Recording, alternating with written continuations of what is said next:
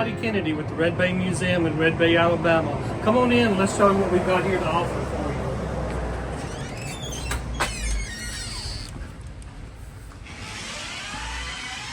We got the idea of doing a museum about 30 years ago when Carl Elliott, a former congressman, did our history book.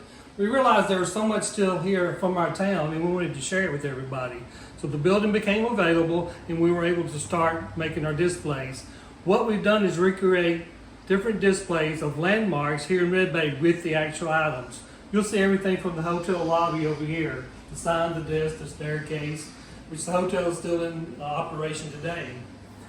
On the side over here, the display case shows a lot of small businesses, so I encourage you to come and look around because I'm not able to show you everything when I give the tour.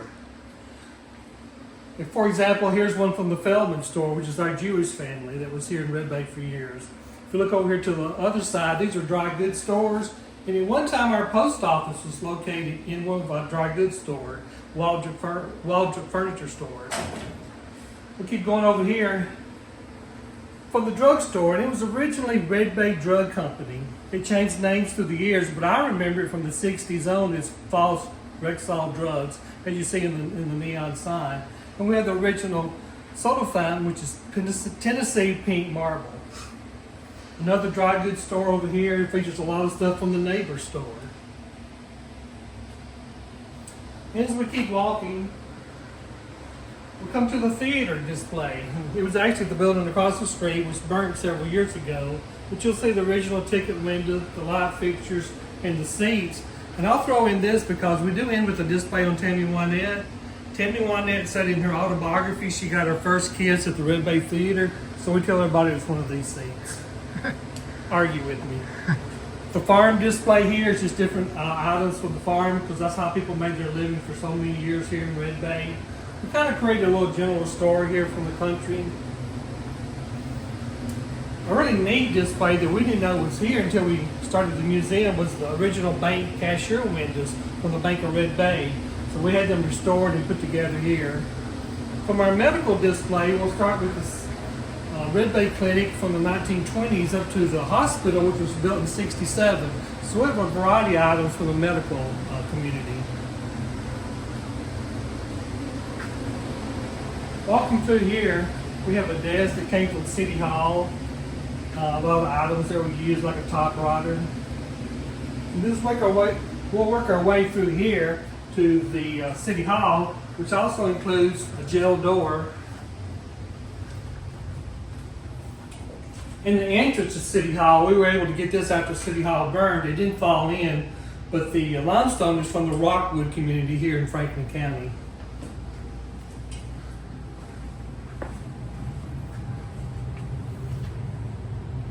Our next display is our church display. So we recreated the Free World Baptist Church on this wall. Everything you see here is from the building which was torn down just recently.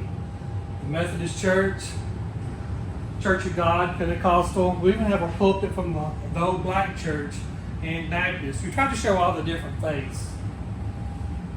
This is from the First Baptist Church here in Red Bay. And like I say, we've had different items for the different churches here in Red Bay. So we're going to walk over here to this next exhibit.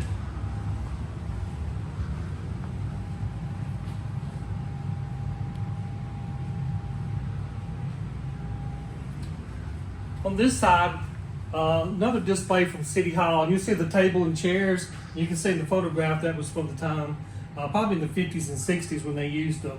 And you'll see different uniforms from the Civil Defense, Fire Department, civic organizations, Red Bay Civitans, and we're the ones that sponsor the museum and Lions Club. On this side, we're proud to have this display of former Congressman Carl Elliott, who was originally from Vina, Alabama. Eldest of 9 children, a poor family, but they stressed education. His dream was to be a congressman. He did become a representative. He's known for the National Library Act, which built rural libraries and bookmobiles, but he's most famous for the student loan program. He was very popular in Washington, but viewed very liberal in Alabama, and he lost his seat as a representative. Tried to run for governor against Lurleen Wallace and lost. But after that time, he did legal work, of course. He was a lawyer, and he wrote history books of North Alabama. In 1990, the Kennedy Library started the Profile and Courage Award. It's for a civil servant who was suffered because of what they stood for. Out of 5,000 nominees across the country, Mr. Elliott won, and he was able to go to Boston to the Kennedy Library where they presented him with the Profile and Courage Award. This is our Native American display, which we've named after Johnny McMorrow, who allowed us to go out and have digs. And you can see from the photographs, we had several digs out at this property, and school children got to come. And it was a very big hit with not only students from Franklin County, but counties all over. And you can see what they found on either side here that we've displayed. There's also a diorama here in front of what this would have looked like 10,000 years ago, which was made by a local artist. Starting in this display case, since we have so much limestone in our county, we have a lot of fossils that were found here in Franklin County. Pottery pieces or shards. We also have stuff that we borrowed from Moundville, from the University of Alabama, which represent items that could have been found here. And then we have points or arrowheads, and everybody has those, so we're trying to limit the number we have. Some are around 10,000 years old. In the corner, we have the grinding stones for corn, medicine, war paint, and spices. If we go around to this part here, we're in contact with the Chickasaw in Oklahoma who were moved there during the Trail of Tears. The clothing that they've made for us by hand is representative of what they would have wore at the time. As soon as they traded with white men, they were wearing cloth, but they did make some leather pieces for us here. You can see the real pretty silver pieces on the front and the back of this outfit. The last piece we got from them was this hand-beaded purse. They did the belts. This display is about the lumber company, which was established here in the 1920s. It was called the Smith Lumber Company. It was when you come into town where Jack's and O'Reilly's is. The photograph here shows it. What's interesting is the steam whistle, and it blew in the morning and lunch in the afternoon, so that the men when to go to work and get off, but you could hear this whistle for miles around. Later on, it became Herman Keaton Lumber Company. So a lot of the men worked there either cutting pulpwood out in the woods and bringing it in, or working at the lumber yard itself. Another very popular display is our military display. We start off with the flag that has 48 stars. We like to ask the kids what the last two are, and sometimes they know. But we now have uniforms from World War I, from a Red Bay person, all the way up to Afghanistan. And we have a lot of items that people brought back from the war. As you can see, Japanese helmets, a coconut, just items that they used. One person here was in the Navy, and you can see his uniform here. I like to show his swimsuit, which is made out of wool. If we'll come around the corner here, we're going to come to the cotton display. So, of course, we didn't have the large plantations here in Red Bay. Everybody grew their own cotton and picked it. So we have a cotton poison spreader. We have items from a local gin here in Red Bay, a cotton gin. This one actually had ice too. And on this side, we have one garment plant, which is Red Bay Garment, which became Bluebell and then Wrangler. Another one was Lance that made shirts. So a lot of the women, of course, would work here. So we like to call this the living room. So it has pieces from the living rooms of people who lived here in Red Bay. And of course, we like to show people the items they used to use, the young people who wouldn't know, a Victrola, a radio, phonograph, one of the early televisions, and just pieces here. And something that's really unusual to young kids is the rotary phone. They don't know what it is or know how to work it. So we'll go over to the other side, and we kind of call this the kitchen, or where the women actually spend a lot of their time. We have early irons and washing machines there. Just different pieces from the kitchen that you would have found: buffets, a pie safe, a wood stove that also burns gas. Then the mantle and the other items, the ironing boards that people used. So this is our railroad or depot display. This large piece here is a motor car, which is used to go up and down the railroad track that haul the people who worked on it. They would bring the seat down and sit here and go up and down working on the railroad. You might remember the old movies where they pumped them. Well, this actually has a motor where they didn't have to pump it. But we had our depot here for years, and sadly it was burned when we were trying to restore it. But it was just a really hot spot of town, the depot was, people getting on the trains and off. So you'll see all kinds of things that are related to the Red Bay Depot. And we'll go to the other side. So on this side, we have even more about the depot. And you can see all the luggage here. There's on one of the carts that they use. If you look on this side, this is the counter where they sold the tickets. You can see where they kept their money here. And this little box here, or cabinet, kept the little skinny railroad tickets in these little slots down here. We were Illinois Central Railroad, and there's a bulletin board from the depot that used to hang in the depot. We are in the recreation of the hotel dining room, and you'll see a large photograph in a minute of the Red Bay Civitan Club meeting in the hotel, which is neat because we're the Red Bay Civitans who are sponsoring the museum. If you look around the table, the chairs, this huge coffee urn, the buffet, and you'll see a little bell there on the buffet, and they would ring that so the people in the hotel knew it was time to eat. But the chairs, the tables, you can see the photograph there. Even the screen door, all original to the hotel and the hotel dining room.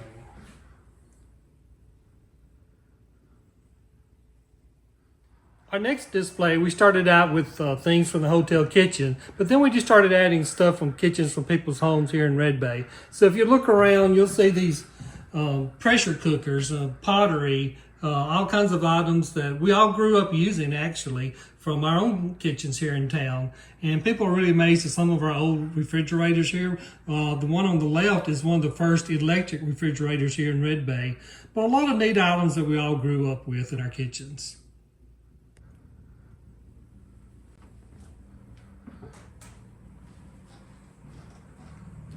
This display is from the Red Bay News, and it shows items that were used there, but also features an editor, Archie Lee. He was there from in the early 60s to probably on to the 90s. But Archie had two hobbies, and he made roosters and would sell them at craft shows. And then he also collected and played dulcimers, a mountain instrument that would lay on your lap and that you would play. Another neat piece from the Red Bay News is the light table. And this is when they would actually physically cut and paste to put the paper together. What we've done in this room is recreate an actual hotel room, and almost all the furnishings are from the hotel. You can see the bed, the dressers, the pictures on the wall, the little tables and stands. What's unique is the table, or actually it's a chair underneath the window, but it will fold over to make a table. So I guess in your hotel room, you'd have a piece of furniture that served two purposes and would actually save more room. We also added some clothing and trunks because people were always traveling and staying in the hotel. And what's really neat here, I love the light switches and how they go this way. And this is also the buzzer for the hotel desk. Unfortunately, we've had two schools to burn, but we do have several items that we've been able to save here. Items that you don't use anymore, like the card catalog, the phonograph, the overhead projector. But also we have on this side a lot of band uniforms from the 50s up to the 80s and even to over 2000. If you look in this display case, we're very proud of this. We have a lot of music heritage here. Jerry Don Bridges, who played guitar for Waylon Jennings. Brent Sparks, who did sound for Shenandoah. And our latest one is Dustin Nunley, who plays the guitar for Luke Combs and travels everywhere with him. So a lot of musical heritage here. And you can also see we have like a classroom here with the different chairs and even more uniforms there to the top. Along the walls, we do have more sports, jerseys and sweaters, and items from the school here, the letters.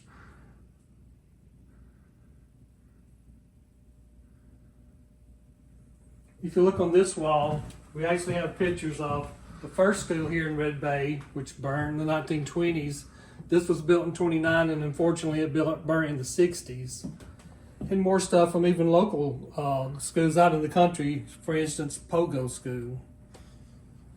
At the Red Bay School, they have a new, what we call ag building. So they gave us a lot of the old equipment they used to use, all the hand tools for wood, the shavers, the drills. At the top there are those toolboxes. When you're in the 9th grade, you make a toolbox, and that's some of them. What's really neat here is this bass fiddle that they made in the 1930s in the ag shop. You can see it's flat, which should have been bowed, but they used it in their string band, and people all over town used it. But you'll see more stuff from the school. Well, a guy here from Red Bay was named Floyd Collum. He was a woodworker, made this piece here for his wife to keep her silverware in, the table and chairs and the buffet for one of the local mayors.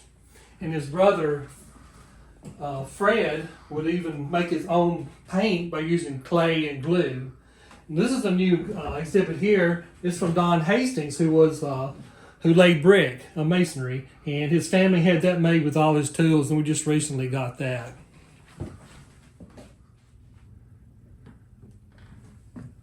In this display, we have small businesses such as the barbershop chair, beauty shop here, even more here, and we like to scare the girls with this, with the permanent machine where they would roll your hair in a metal roller, then turn the electricity on. And also we have a shoe shine chair here, which is located in the barbershop also. In this room we have more small business such as Tall Electric, which sold General Electric appliances, a shoe repair table, and here they would repair watches and jewelry, and some of the machinery's behind me and the pieces he would use. And directly behind me is Bay Radio and TV service, and that's what was downstairs in the building for years. And we have some of their equipment, such as bulb testers, when he would come to your house and actually work on your television for you because they were so large. So now we come to the Tammy Wynette exhibit, and to explain why we have it here, Tammy was born just across the state line in a community called Bounds Crossroads. She was born in her grandfather's house, went to a small school there, and eventually went to Tremont High School, but didn't finish there. Red Bay, Alabama was the closest town she lived to. That's where she went to shop, to the movies, to the doctor. So she would say, Red Bay's my hometown. Tremont, Mississippi people still not happy about that, but she would say it herself. She'd say, well, my top half's from Mississippi, my bottom half's from Alabama. She did do 5 benefit concerts for her here in Red Bay. Here are the posters. Now, we have to make sure that everyone knows Tammy Wynette is the first lady of country music because she was the first female artist in country music to sell a million records. Not Loretta, Dolly Parton, Kitty Wells, or even the others. Her first album that sold 1 million records is this one here. It's her greatest hit. Now, Stand By Your Man is her greatest hit, but this is her greatest hit album, which she sold 1 million records of, which she kind of was the pioneer for young female artists after that. So this part we come to where we have all the covers of her vinyl albums. There's about 50, and she, of course, did CDs and cassettes after that time. We have these really neat pieces here. And this one says GJ for George Jones, TW for Tammy Wynette. And these iron pieces went over their bedroom windows at their home in Nashville. After the divorce, she took them down, gave them to her mother, Mildred, or Meemaw, and she gave them to a cousin here in Red Bay, Jane Williams, who had them, has donated them to the museum. Another neat piece here is the airplane seat from her private jet. If you come, I'll show you something very special about this seat. I'm gonna let that be a secret. Something that happened very recently was a series on Showtime about George and Tammy. Jessica Chastain played Tammy, Michael Shannon played George. In the TV show, George buys Georgette this dollhouse. This is the actual prop. They gave it to Georgette. Georgette has loaned it to us. As you can see, they have furniture in the bottom of it here. And I'll show you some photographs here also. But this is the front of it, which was a replica in the TV series of their house. And you can see some pictures here with Jessica Chastain and Michael Shannon with the actual dollhouse that we have here. And this is very new to us, a Grammy. And this past year, the Grammy organization honored Tammy with a lifetime achievement by putting her into the Grammy Hall of Fame. Her daughters received the award and has loaned it to us to display.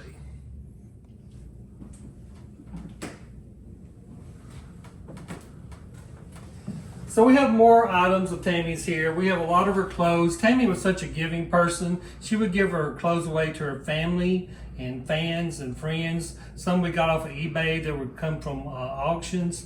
Like I say, she was such a giving person. Because of this piece here, this is her makeup train case. Well, we didn't know what a train case was, but when it gets to be a certain size, it's a train case. But her family donated that to the museum after she passed away. Some personal items here, some pajamas that she wore, she gave to her daughter. A house coat her grandkids would play dress up in. that we were able to get for the museum. I was able to photograph Tammy in her home, and this faux blouse here that she gave to her cousin Jane Williams. Like I say, she was always giving stuff away. This is a really neat display here because it's in both George Jones' biography, Tammy Wynette's biography. Tammy Wynette did her first benefit concert for Red Bay in 1968, married to Don Chappell. That night, I was there, I was in the 5th grade. George Jones just shows up out of the blue from Nashville and even got up on stage. A couple of months later, they got married, and in both their books, they said George came to support her, and that happened more than once. But we see some items that actually are from that night. The display case here shows more of George Jones stuff, but what's really neat, this is a new display. The boots on top belong to Georgette. She wore when she performed on stage with her parents. The yellow ones belong to Tammy, and the green ones here at the bottom, George, and we have a photograph of him wearing it on the album cover. In this display case, I kind of call it the odd and end case, a little bit of everything. Stand By Your Man was her greatest hit, so we show it 35, 33, reel to reel, the sheet music. The white album in the corners from Spain, the pink one's from Japan, but she had even bigger fan clubs in the United Kingdom. We have items from Las Vegas, jukebox labels before they're torn apart. We like to ask the kids what the orange thing is, 8-track. But this is just a small fraction of items that were sold, and what a business she really was too, not only a great talent. This display case has some really unique items. The white dress on the end Tammy wore. There's a beautiful photograph over at the bottom, one of my favorite, but she later gave this dress to Tanya Tucker. Tanya had an online auction and a benefactor bought it for us. The next outfit is from Nudie, who was a very famous designer. And then in later years, her designer Jeff Billings did these 2 dresses, and they're one of a kind. And you can see Tammy wearing it at on the Dolly Parton show. And then we got some really neat items with this one. When it was auctioned off, she signed a souvenir book and a photograph to go with it for the auction. So Tammy sang for 5 presidents. You can see Tammy there with one of her husbands, with Betty Ford and her husband Gerald, President Ford. She sang several times for Ronald Reagan. You can see the photographs there. If you go into the scarf, a lot of people remember when Hillary Clinton said, "I'm not some woman standing by my man like Tammy Wynette." Well, Tammy was a little disappointed in that, but she got a lot of publicity, and Hillary apologized and they made up. But the scarf here is really unique. Hillary had this made up as a joke to give away to the women at the Democratic Convention. So it has Tammy, Tipper, and Hillary standing on top of the White House singing "Stand By Your Man," Socks the cat, and different family members. But according to her daughters, Hillary sent Tammy 2 of these scarves, and this is one of the 2 that Hillary sent, and they donated to the museum.